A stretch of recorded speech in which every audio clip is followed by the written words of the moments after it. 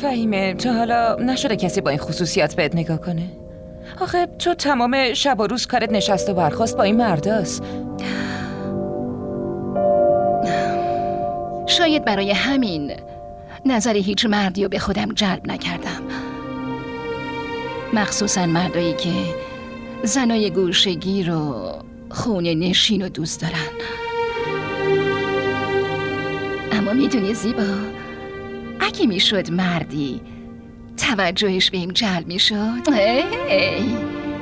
دلش که هیچی، خونه‌ش رو آباد میکردم.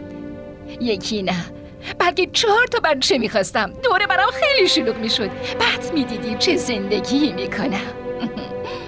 پس تو میخوای تمام عمرتو با بزرگ کردن بچهای خواهرت بگذرونی؟